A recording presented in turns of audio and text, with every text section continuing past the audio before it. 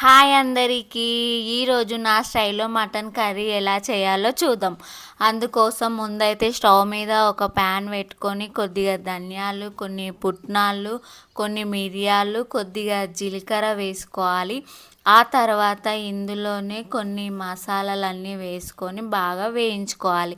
ఇంకా ఇందులో ఒక 2, 3 ఎండుమిర్చి కూడా వేసుకోవాలి. నేను మర్చిపోయిన తర్వాత యాడ్ చేసిన. ఇంకా ఇలా వేయించుకున్న తర్వాత ఒక మిక్సీ జార్లోకి వేసుకోవాలి. తర్వాత అదే ప్యాన్లో కొద్దిగా ఆయిల్ వేసుకొని ఇంకా 2, 3 ఉల్లిగడ్డలు కట్ చేసుకొని ఇలా డీప్ ఫ్రై చేసుకోవాలి.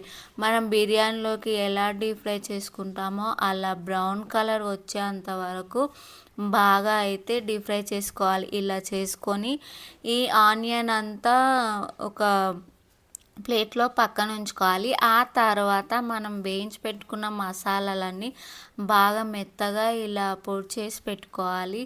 ఆ తర్వాత స్టవ్ మీద ఒక గిన్నె పెట్టుకొని 2, 3 స్పూన్ల ఆయిల్ వేసుకొని అందులో సన్నగా కట్ చేసుకున్న 2 ఉల్లిపాయలు ఇంకా 2, 3 పచ్చిమిర్చి వేసుకోవాలి. ఆ తర్వాత అందులోనే 1 స్పూన్ అల్లం వెల్లుల్లి పేస్టు, 1 స్పూన్ పసుపు వేసుకొని మనం ఇందాక పొడి చేసి పెట్టుకున్నాం కదా మసాలాలు, ఆ పొడిని కూడా ఇందులో వేసుకొని బాగా కలుపుకోవాలి.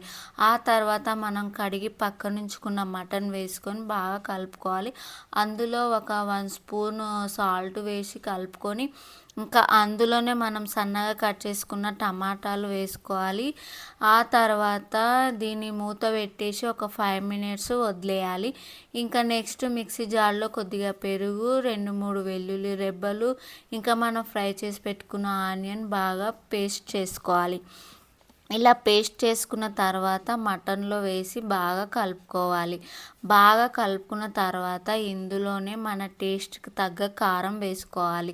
అంటే మీరెంత తినగలుగుతున్నారో అంత కారం వేసుకొని 1 స్పూన్ సాల్ట్, ఇంకా మనం ఇంట్లో దంచి పెట్టుకున్న ధనియాల పొడి, ఇంకా 1 స్పూన్ గరం మసాలా వేసుకొని బాగా కలుపుకొని 1 గ్లాస్ వాటర్ లేదా 1.5 గ్లాస్ వాటర్ వేసుకొని మూత పెట్టుకొని ఒక 4, 5 విజిల్స్ వచ్చే వరకు ఉడికించుకోవాలి. ఆ తర్వాత ఇందులో కొద్దిగా కొత్తిమీర వేసుకోవాలి. అంతే.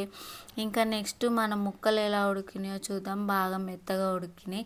ఇలా ఉడికించుకోవాలి. ఆ తర్వాత మన వేడి వేడి పులావ్ అన్నంలో లేదా మామూలు రైస్లో తిన్నా చాలా టేస్ట్గా ఉంటుంది. మీరు కూడా ట్రై చేసి ఎలా ఉందో కామెంట్ పెట్టండి. బాయ్.